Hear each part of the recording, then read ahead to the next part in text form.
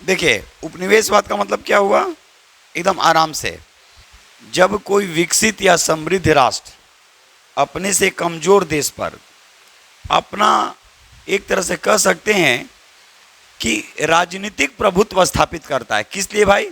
ताकि वो आर्थिक रूप से मजबूत हो सके। तो आर्थिक रूप से कैसे मजबूत होगा? जब वहाँ के संसाधनों का वो उपयोग करेगा। तो कह सकते हैं कि उपनिवेशवाद का तात्पर्य वैसी व्यवस्था से है जब कोई विकसित या समृद्ध राष्ट्र किसी कमजोर राष्ट्र पर शासन स्थापित करके, यानी अपना शासन स्थापित करके उसके संसाधनों का अति दोहन शुरू कर देता है। वो दोहन तो नहीं करेगा, अति दोहन करेगा, उसका मिसयूज करेगा। तो इसको हम लोग बोलते हैं उपनिवेशवाद। जैसे भारत को कई वर्षों तक, ठीक है, ब्रिटेन ने अपना क्या बना के रखा था? उपनिवेश बना के रखा था ना। उप मीन्स होता है नज़दीक, और निवेश का मतलब होता है इन्वेस्ट करना। क्लियर हुआ?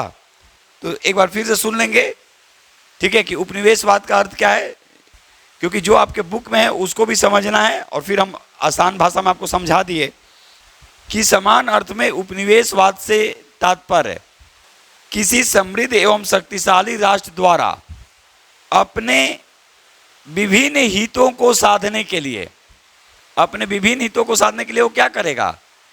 निर्बल राष्ट्र पे, यानी कह सकते हैं कि किसी निर्बल, ठीक है, किंतु प्राकृतिक संसाधनों से परिपूर्ण राष्ट्र के विभिन्न साधनों का, ठीक है, शक्ति के बल पर उपभोग करने से है। वो क्या करेगा भाई? अपने शक्ति का प्रयोग करके क्या करेगा?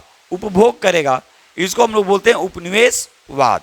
यानी एक लाइन में समझ सकते हैं कि जब कोई विकसित राष्ट्र अपने से कमजोर राष्ट्र पर शासन स्थापित करता है और उसके संसाधनों का उपयोग करता है, उसको हम लोग बोलते हैं उपनिवेशवाद। इसी में एक वर्ड आता है साम्राज्यवाद। देखिए, उपनिवेशवाद तो आप समझ गए, अब इसी में एक वर्ड आता है साम्राज्यवाद। तो जब विकसित देश, ठीक है, अपने सैनिकों के माध्यम से, जो कमजोर देश है तो उसका क्या करेगा? उसके भूभाग पर अपना शासन, केवल आर्थिक नहीं, अब कैसा हो गया? राजनीतिक, प्रशासनिक तरीकों से स्थापित करता है। उसको हम लोग बोलते हैं साम्राज्यवाद। आई बात समझ में? उपनिवेशवाद में तो सिर्फ और सिर्फ आर्थिक रूप से बात करता है वो। उपनिवेशवाद में पहले क्या होता है? जैसे सिंपल सा, ट्रेन कहीं जाना है आपको, तो सबसे पहले प्लेटफॉर्म पे खड़ा रहिएगा, ट्रेन में चढ़िएगा, ए भाई जी तनी सीट दे दीजिए, बैठ गए, तनी लेट गए, अब फिर सोचते हैं कि मेरा पूरा बोगी मेरी बात को सुने। वही चीज़ है, पहले तो आया बस केवल एक स्थान के लिए, फिर क्या हुआ? वो राजनीतिक रूप से अपना शासन स्थापित करना शुरू किया, और फिर क्या हुआ? प्रशासनिक, ये हुआ साम्राज्यवाद। क्लियर हुआ? तो उपनिवेशवाद से शुरू हुआ और कहाँ तक जाके गया? साम्राज्यवाद तक। सिंपल सा, थोड़ा सा पहले आपको जगह मिला तो बैठ गए, फिर सोचते हैं लेटेंगे, और फिर सोचते हैं कि सब कब्जे कर लेंगे। तो ये होता है साम्राज्यवाद। क्लियर हुआ? तो उपनिवेशवाद और साम्राज्यवाद समझ गए। अब देखेंगे कि इसके तत्व कौन कौन से हैं। अगर उपनिवेशवाद के तत्व की बात करें, एकदम आराम से देखिए, उपनिवेशवाद के तत्व, तो तत्व में सबसे पहले क्या हो जाएगा? पहला, साम्राज्यवादी, यही है ना, यानी साम्राज्यवादी सोच।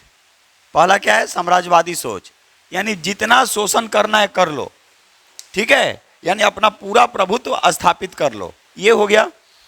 दूसरी इनकी क्या है उपनिवेशवाद के तत्व में, कि प्राकृतिक और मानवीय संसाधनों का जितना ज़्यादा दोहन हो सके वो करो। यानी प्राकृतिक संसाधनों का तो दोहन करेंगे ही, प्राकृतिक संसाधन एवं मानवीय संसाधनों का दोहन। तो कहिए कि सर मानवीय संसाधनों का दोहन कैसे?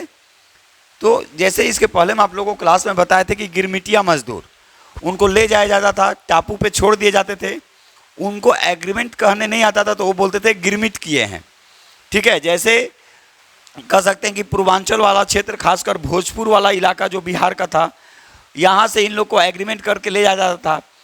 दूसरी चीज थी कि इनके पास काम का अभाव था, तो ये काम करने की तलाश में, तो यहाँ तो प्राकृतिक संसाधनों का तो दुरुपयोग करते ही थे, मानव संसाधनों का भी दुरुपयोग होता था। इनको कम में ले जाते थे, वहाँ छोड़ देते थे, मजबूरी में वो लोग काम करते थे। तो उपनिवेशिक जो तत्व हैं उनमें सबसे जो है वो साम्राज्यवादी, ये है प्राकृतिक संसाधन। तीसरा जो सबसे महत्वपूर्ण है वो चीज़ देखिएगा, ये लोग जब आते हैं तो अपने धर्म का प्रचार प्रसार करेंगे। जैसे आज भी देखिए कि इनका प्रभाव हमारे ऊपर है। हम कहते हैं कि अंग्रेजी को बढ़ावा नहीं, देखिए अंग्रेजी ठीक है ज़रूरी है, लेकिन आप देखे होंगे कि कोई लोग ज़्यादा गुस्सा होता है पढ़ा लिखा तो अपने हद पार कर जाता है और अंग्रेजी में बोलना शुरू कर देता है।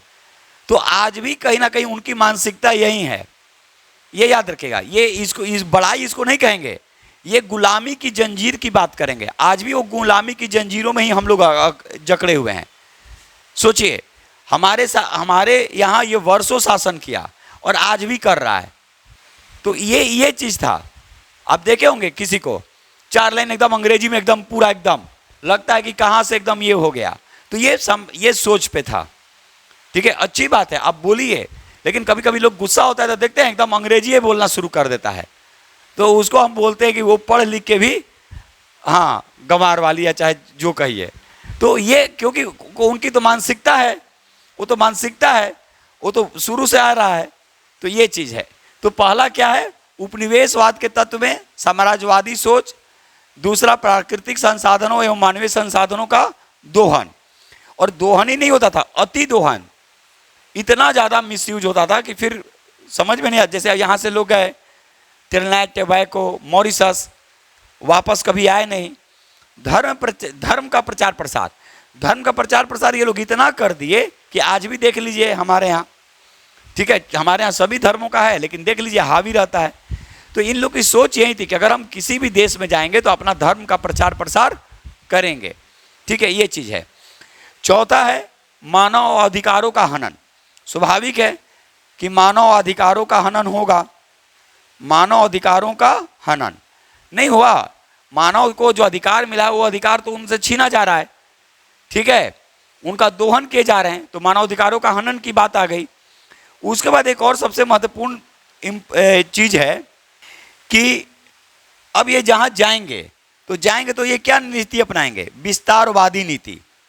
विस्तारवादी नीति, तो विस्तारवादी नीति को बढ़ावा मिलेगा जिससे जनसंख्या में भी वृद्धि होगी। तो ये लोग जहाँ जहाँ शासन किए, ठीक है, ब्रिटिश वाले जहाँ जहाँ शासन किए उसके लिए वो संघ बना दिया गया, जो नाम आप लोग सुने होंगे, राष्ट्रमंडल, नाम आप सुने होंगे, राष्ट्रमंडल, कॉमनवेल्थ। तो कॉमनवेल्थ में वही लोग हैं जो ब्रिटिशों के अधीन थे। सोचने का विषय है। तो देखिए आज भी तो कहीं ना कहीं वो तो शासन इनडायरेक्टली तो कर ही रहा है ना।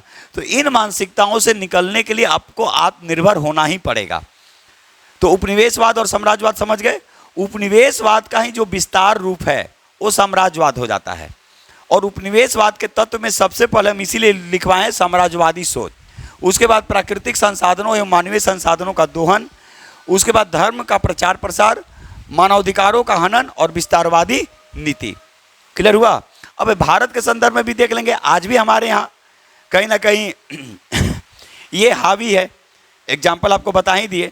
तो इससे बाहर निकलने के लिए सबसे प्रमुख तरीका क्या है कि अपने आप को बदलना और आत्मनिर्भर की ओर बढ़ना। ठीक है।